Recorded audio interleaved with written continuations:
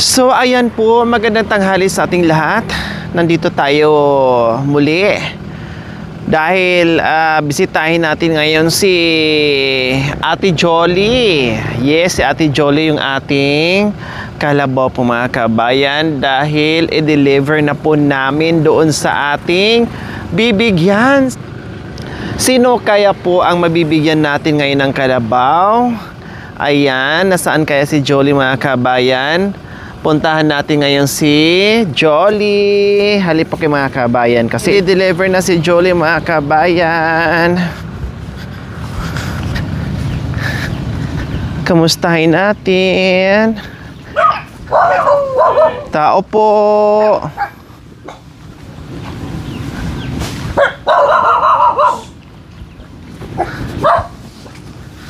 Ang daming pagkain ng mga kabayan, oh.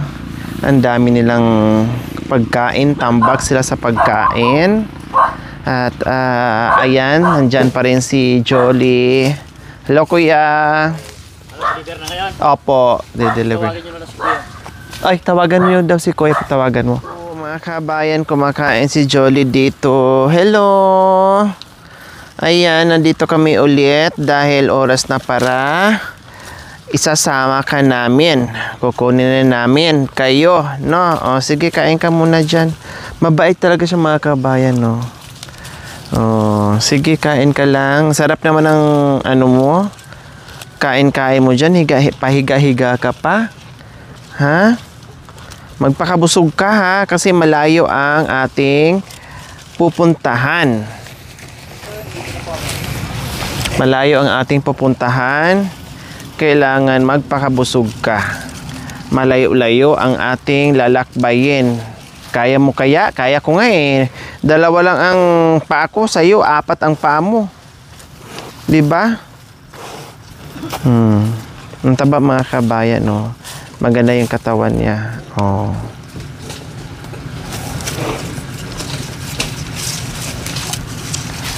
May lahi, kaya black na black siya. Black American pala ang lahi niya mga kabayan. Black American. Ayan ata yung nanay niya. Oh, ayun, oh, laki ng nanay niya. Oh, di ba? Laki ng nanay niya. Pero may mas malaki pa dyan mga kabayan.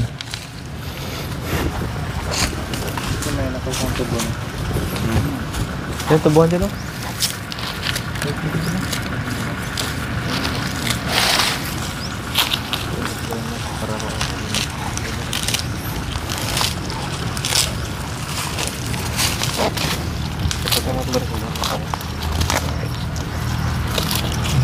Kain ka lang dyan.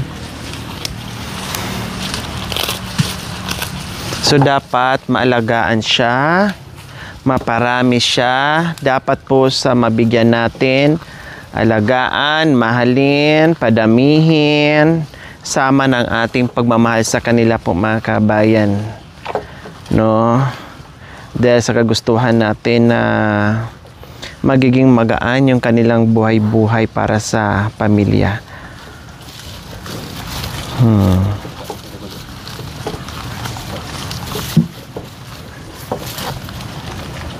Kaya lang hindi pa ito nasakyan.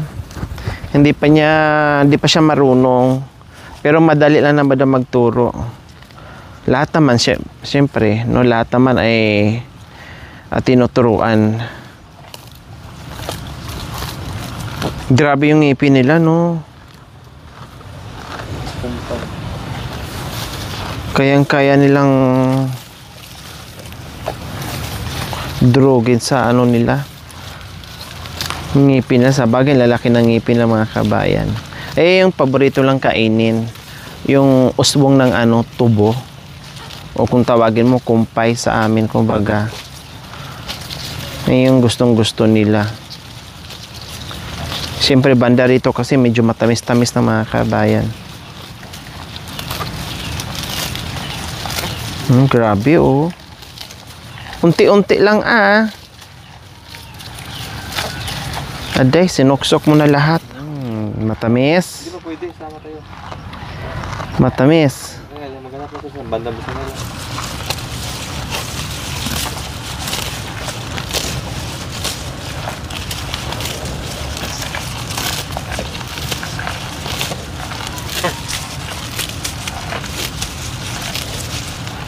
So ganyan lang po mga kabayan, no? Ang pag-aalaga ng kalabaw. Pastol mo lang siya. Then pag mas sobrang init mga kabayan, ilagay mo lang sa lilim tulad nito, puno ng alatiris. Ibalik mo siya sa pastulan kag bandang hapon ng mga kabayan kasi yung mga kalabaw hindi kaya yung sobrang init. Mamatay sila. Then, pagkain lang. Halimbawa, kung masipag ka lang manguha ng mga katulad nito, kumpay, no? Yung mga damo na kinakain nila. Then, nakatabi yung tubig. Mabubuhay na sila mga kabayan. Hindi mo na gasolinahan, hindi mo na walang piyesa na papalitan dyan, walang masisira and everything. Libre ang damo, sipag lang kumbaga. Kaya lang, syempre po mga kabayan, ang mga binibigyan po natin, syempre hindi puro motor, hindi puro kalabaw, nakadepende po tayo palagi sa sitwasyon. No, nakadepende po tayo lagi sa sitwasyon kung sino yung ating mabibigyan, kung ano yung dapat nilang kailangan, kung anong dapat nilang kung anong dapat ibigay natin para sa kanila. Yung kailangan po ng mga kabayan. Doon po tayo nakabase sa sitwasyon. So halimbawa, yung iba ay kailangan talaga nila motorcycle with kulong-kulong.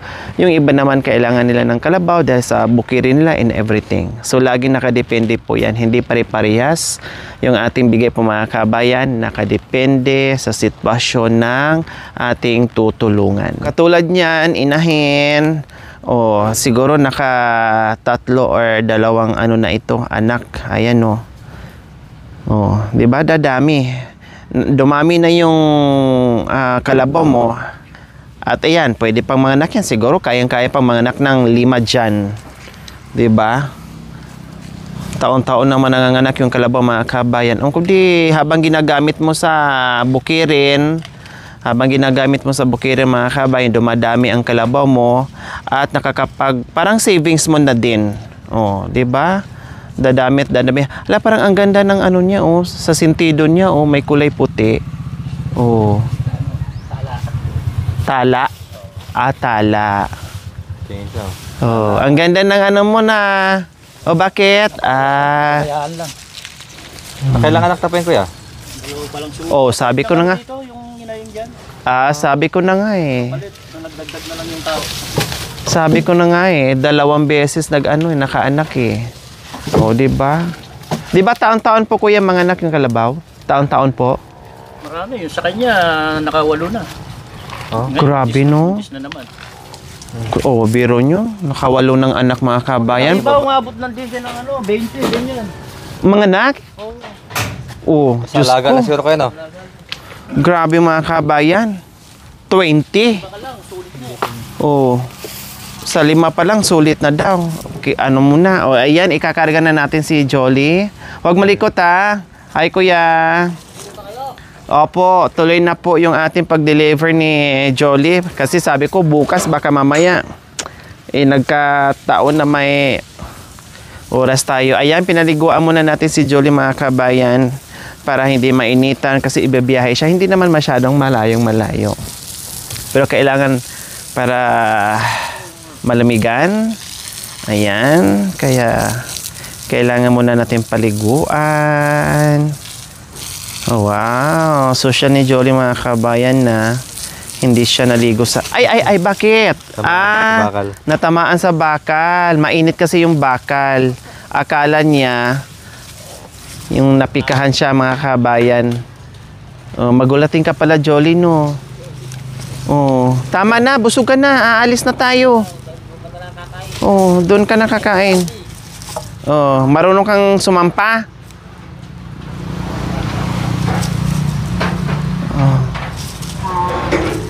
Umakyat ka na sa stage mo Mag-perform ka na. Ay, ganyan pala mga kabayan. Sige, dandahan. Dandahan lang. Gihakbang ka na Yan, very good. Ay, ang galing. Marunong pala mga kabayan. Ayan, ang galing. Umakyat. So, ayan po mga kabayan. So, ayan po mga kabayan. Nakasampa na si... Aday, bakit dyan ka po pumupo? Talaga naman, Jolly. Nag-iwan pa siya ng bakas bago siya ihahatid sa kanyang mag-aalaga. Oh. Nag-iwan pa talaga. Nag-iwan ng alaala. Para hindi siya makalimutan sa nag-aalaga sa kanya. Busog kasi mga kabayan eh.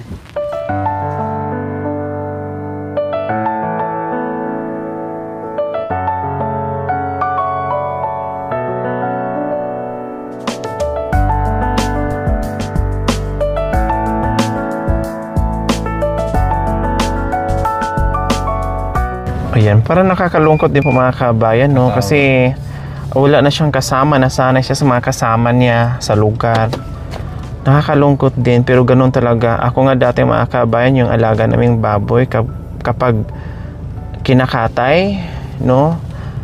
Ayaw ko, umiiyak ako mga kabayan talaga. Kaya ang ginagawa nila sa akin, kapag nagkatay sila ng baboy, nilalayo ako. Pagdating ko ng bahay, hindi ko marinig yung iyak. Pagdating ko ng bahay, wala na. Kakainin na lang. So ayan po mga kabayan. Nandyan na si Jolly. So si Jolly ngayon, naka-wheelchair siya. Hindi siya naglakad.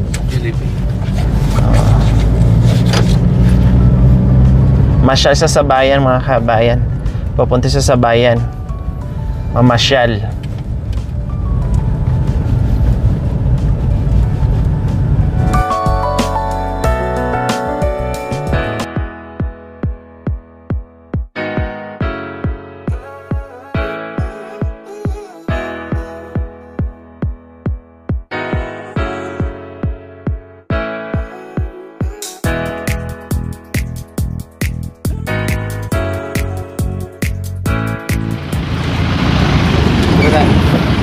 So ayan na po mga kabayan, nakarit na po dito si Jolly.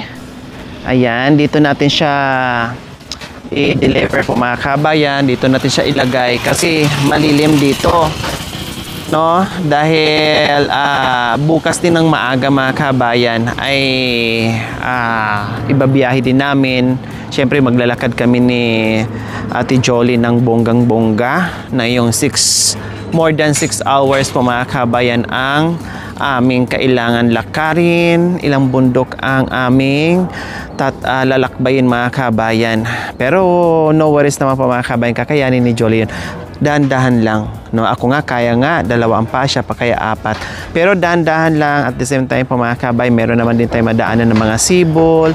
Pwede rin naman natin siyang paliguan, pwede naman natin painumin, marami namang mga damo sa daan ng mga kabayan and everything. No worried naman pagdating dyan mga kabayan, kayang-kaya po natin. So ayan, bumaba, o yan, marunong umakyat, marunong din siyang bumaba, talagang mabait. Dito lang po kuya. Opo, meron po. I-surprise po kasi namin. Kaya dito lang po namin ilagay. Babantayan po namin. Opo. So ayan, tali muna namin dyan si Jolly. Oh, kasi i-surprise namin ang aming pagbibigyan. Oh, 'di ba? Salamat po kuya. Salamat po. O babay ka na O bakit sasama ka pa? Hindi na. Dito ka na sa amin. Oh, Diyos ko mga kawin, parang gusto pa niyang sumakay ulit. No, parang gusto pa niyang sumakay ulit. At ayan, nakatingin-tingin siya sa mga kabayan, nakatingin-tingin siya sa palibot dahil syempre naninibago at nakakita siya ng baka doon. Oh, sabi niya siguro iba naman na to yung ko. Iba naman na ang palibot ko. Iba ang aking pinaglalagyan ngayon. Oh, dito ka na Wag na. Gusto sumama. Oh, gusto pang sumama mga kabayan. Oh, kami na mag-aalaga. Diyos ko, parang gusto pa niyang sumama sa niya. Wala na, dito na tayo. Dito na. Bait na ikaw O, bye-bye na lang. Bye-bye. Nakakaawa po talaga mga kabayan.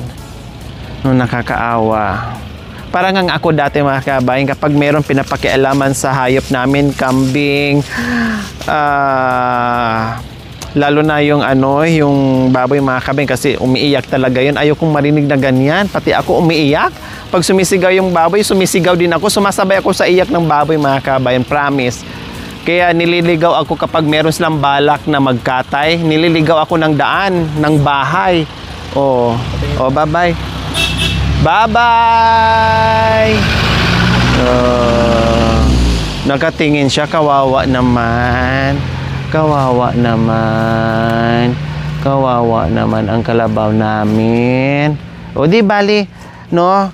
Mabait naman yung mag-aalaga sa'yo. No, mabait naman kung minahal ka nila. Siyempre, alagaan din namin kahit mahalin din. Oh, 'di ba? Ganyan mga kabayan, naninibago siya sa niya. Oh, 'di ba? Oh, so ayan po mga kabayan, no. Ayan po mga kabayan ang kalabaw na ibibigay natin. Halagang 60,000, no?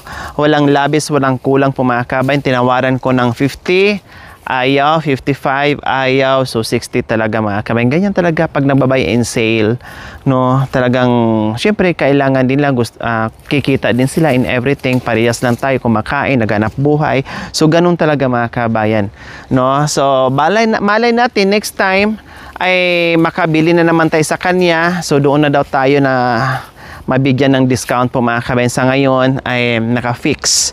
Yun na talaga. Kasi minsan mga kabayan, halimbawa, ang mga kalabaw, 60, And then, syempre, yung nag-refer sa'yo, yung nagre-refer sa'yo, may binibinta dong ganyan, kalabaw, baka. O syempre, may yun. May porsyento, kumbaga, magbibigay ka. And then, yung may-ari din ng kalabaw, sige, hanapan mo to ng buyer, basta meron ka. Halimbawa, 60 bigay ng may-ari talaga, patungan nila ng 65 or 70, depende kung ilan ang nag-refer. O, ganun po mga kabayan. Kumbaga, lang tayo, bigayan, no? Kasi pare-parehas naman tayong kailangan kumain sa araw-araw. Kaya ayan. Oh, Jolly. Oh, okay na, Jolly. Okay na.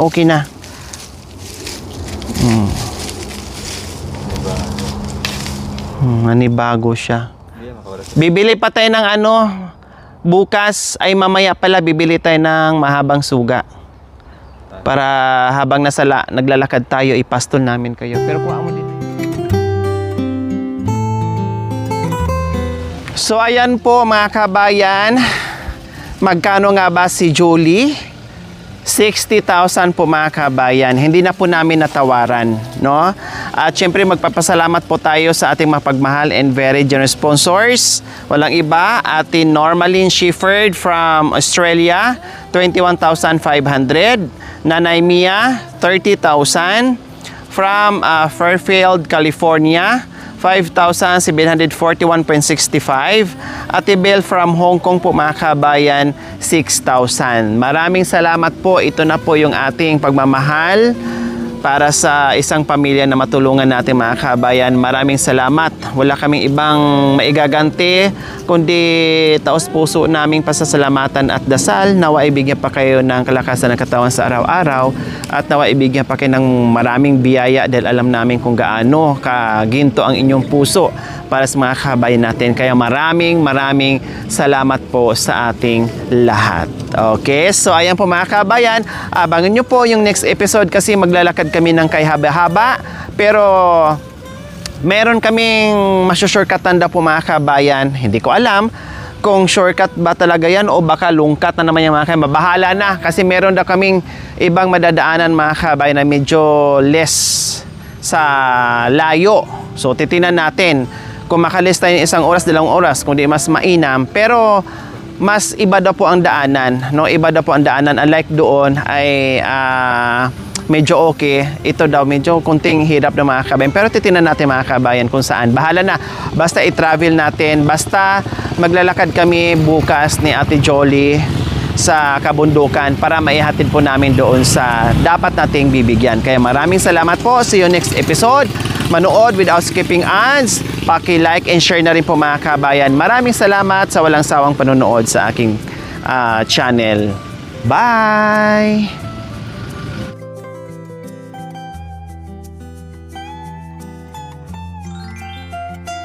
Thank you for watching. Don't forget to like, share, and subscribe.